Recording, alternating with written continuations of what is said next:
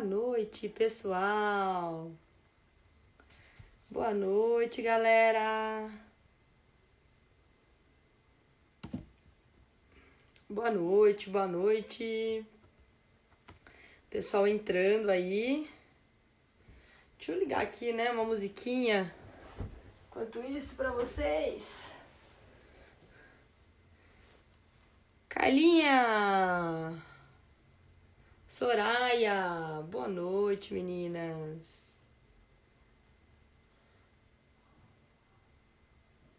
Nice. Zembas. Nilva, boa noite. Ivanete. Pessoal chegando para a live de hoje e deixa eu pôr uma musiquinha pra gente.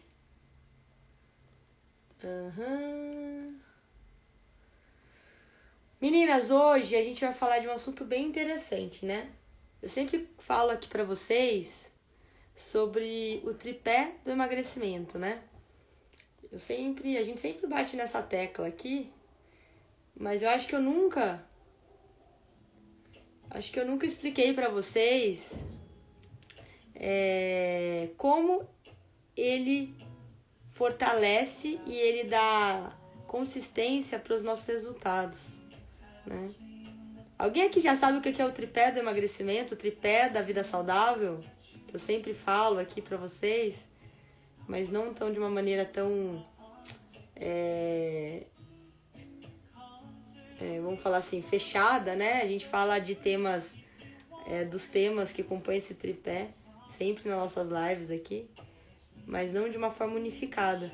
E hoje eu vim trazer para vocês um pouquinho de como a gente une esses pilares que formam o tripé da vida saudável e que vão fazer você conseguir emagrecer, ter um estilo de vida mais health, né?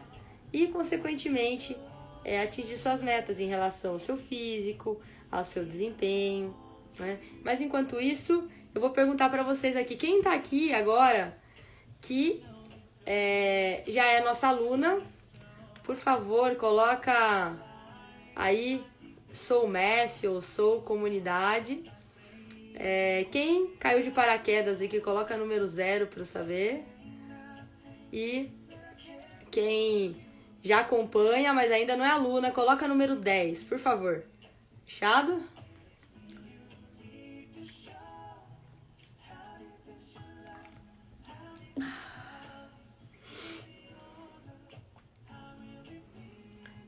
Caiu de paraquedas, Tati, seja bem-vinda.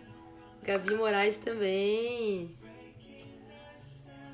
Maria Morena já acompanha, mas ainda não é nossa aluna. Marisa também. Márcia, Sabrina. 0 e quero ser MEF. Boa! Vamos lá, Bernardes. Bora lá, Soraya. MEF Comunidade, isso aí. Gente, quem não sabe, aqui, ó. A dona Ivone Pereira é minha mãe, né? Ela não perde uma live, uma graça.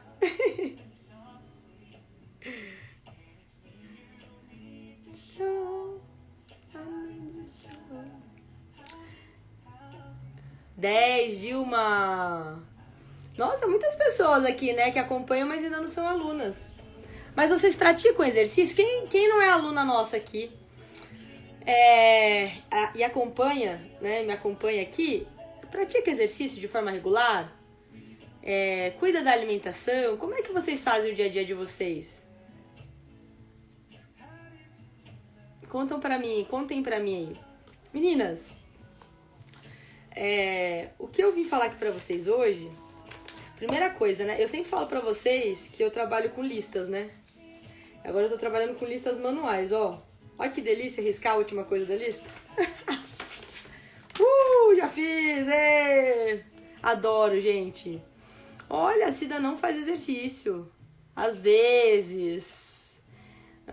Então por que vocês ainda não entraram pro MEF, mulherada? Não entendo isso. Vamos lá, meninas. Dentro do programa Mulher em Forma, assim como dentro da comunidade, nós trabalhamos com o tripé da vida saudável. O que é esse tripé da vida saudável, né? Dentro do tripé da vida saudável, a gente trabalha tanto aspectos comportamentais quanto aspectos nutricionais e físicos, né? Então a gente ensina vocês aqui a terem um estilo de vida mais saudável com resultado, né? Então, o que a gente mostra para vocês aqui dentro do programa Mulher em Forma e dentro da comunidade? Qual que é a diferença, Polly? Muitas de vocês me perguntam, Polly, qual é a diferença da comunidade Viva Fit e do programa Mulher em Forma, né? O programa Mulher em Forma, meninas, é a minha vida, é o que eu faço no meu dia a dia, né? Vamos falar assim. O que eu fiz para emagrecer, né? Numa caixinha fechada, né? Olha, eu fiz assim, e quem quiser experimentar, né? E quem quiser também ter os resultados, pode fazer. Então você, aí de casa, tem que se adaptar ao programa, né? À metodologia. Dentro da comunidade, o que a gente faz? É uma coisa muito mais específica, muito mais especial e mais individualizada. Por quê?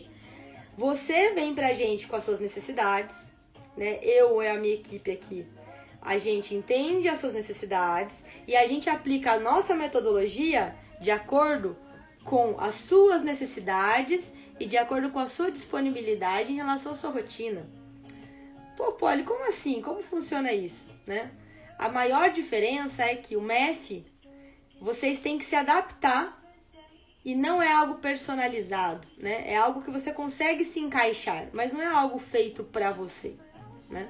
Foi feito pensando nas mulheres, mas não na Fernanda, na Luciana, na Maria, na Adriana, na Celina, né? Vocês conseguem se adaptar a essa metodologia, porque lá a gente coloca estratégias ali com nível de intensidade que vocês conseguem se adequar. Já a comunidade, a Luciana, a Fernanda, a Cris, a Caru, a Carol, né? Vocês chegam pra gente e falam, olha, Polly, eu tenho isso aqui de problema. Eu preciso emagrecer, eu quero emagrecer, eu tenho essa dificuldade, né? E aí eu e a minha equipe, a gente vai ajudar você a chegar lá. A gente vai pegar na tua mão e andar com você por todo o caminho até você alcançar sua meta. Então essa é a maior diferença, né? Pô, Polly, qual que funciona melhor? Depende.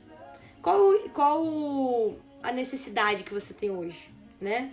Muitas alunas conseguem extraordinários resultados com o MEF e depois elas percebem que tá faltando uma cereja do bolo e elas entram na comunidade. Outras já entram na comunidade junto com o MEF. Elas querem tudo ao mesmo tempo. Então, eu tô falando tudo isso pra quê? Pra vocês entenderem que apesar de serem dois serviços diferentes que a gente oferece pra vocês, pra que seja acessível pra N tipos de pessoas diferentes, né? Um com ticket um pouco menor, né? O outro com ticket um pouco mais elevado, porque é algo mais personalizado, mas também não é elevado a ponto de você não poder fazer, né? Não é elevado como você pagar um personal no dia a dia, pagar um nutricionista à parte, né? E lá dentro a gente sempre trabalha os 3 pilares da vida saudável, tanto no MEF quanto na comunidade. E por que funciona tão bem? Vocês têm ideia por que funciona tão bem, gente? Sabe por que funciona bem? Joyce, boa noite.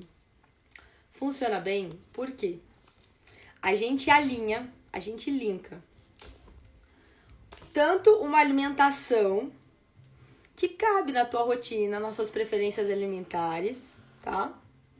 Quanto um exercício que é fácil de ser executado, que cabe no seu dia a dia. Por quê? Porque é um treino rápido, né? Um treino rápido, fácil de ser executado e que dá resultado, porque em 1-2 semanas a mulherada já tá, olha, eu já tô vendo que minha perna tá durinha, meu bumbum tá ficando durinho, eu já tô vendo uma diferença significativa no meu corpo, então isso anima a gente, né?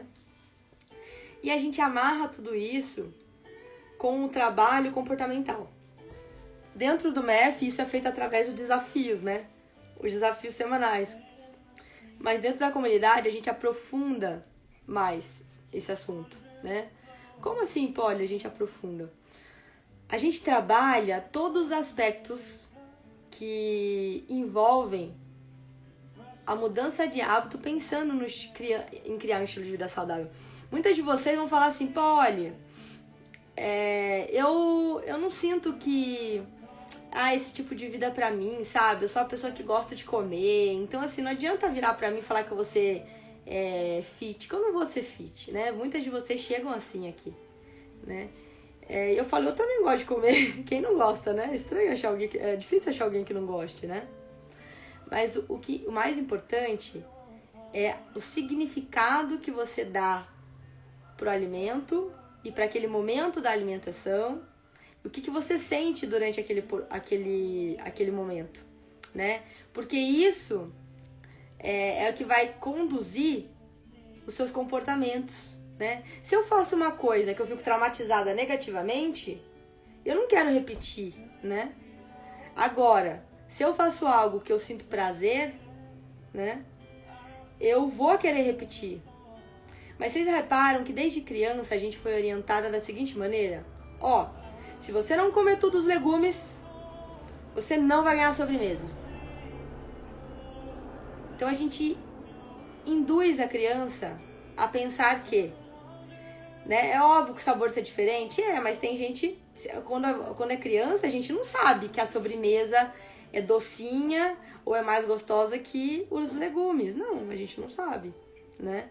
Mas a gente é induzido a isso. Então a gente vê o legume como uma coisa tão ruim que eu tenho que ganhar uma recompensa para eu comê-lo, né?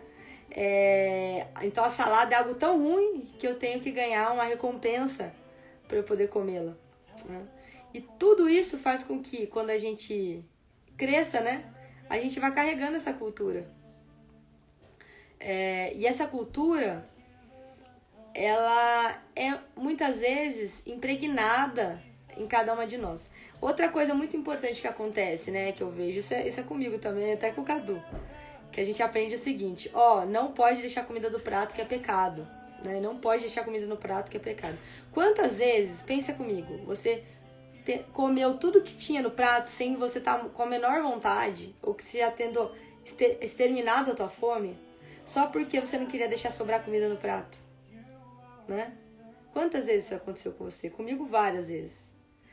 E só quando eu tô um pouco mais consciente, eu consigo ter, vamos falar assim, a força de vontade para parar de comer na hora que eu vejo que tá bom. E se eu estiver num restaurante, por exemplo, eu peço para embrulhar, para levar, para eu comer depois do segundo momento, né? E se eu estiver em casa, né, eu me sirvo com uma porção menor, né? E depois eu repito se eu quiser.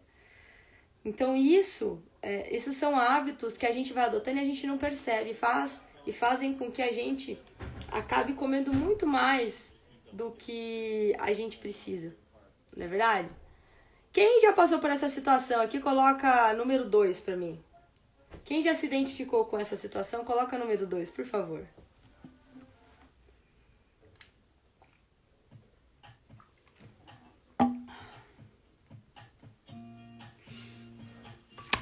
A Sabrina. São crenças. É cultural, na verdade, né? Porque não é o que a gente acredita. Eu sei que se eu deixar comida no prato, ou não, eu não vou fazer uma pessoa ou outra passar mais ou menos fome. Porque isso não tá ao meu alcance em relação à alimentação que eu faço naquele momento, né? Tá em relação a outros atos que a gente comete ao longo do nosso dia, das nossas condutas, né?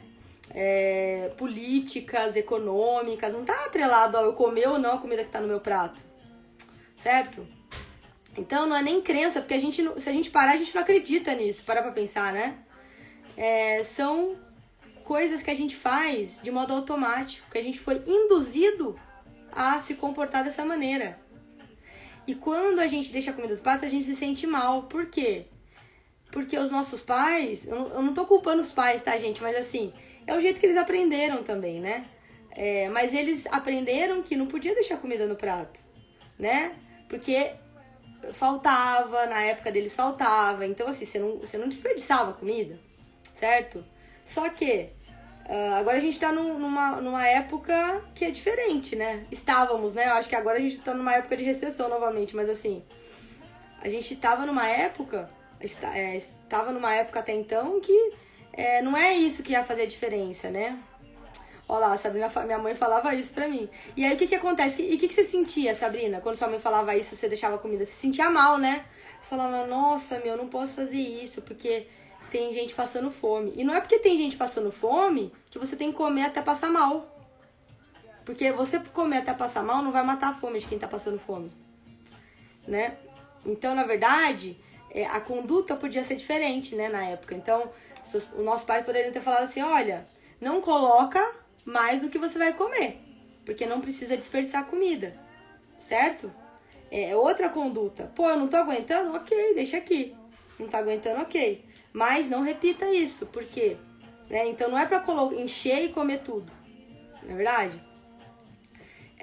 Mas essas pequenas coisas vão fazendo com que ao longo de um dia todo, de uma semana, de um mês, de um ano, a gente consuma muito mais energia do que a gente precisa. E a gente vai perdendo o feeling da sensação de saciedade.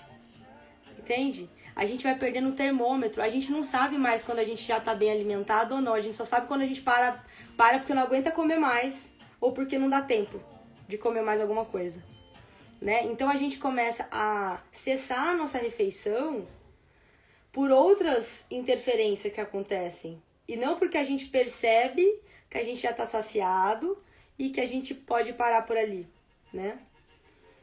A mesma coisa acontece com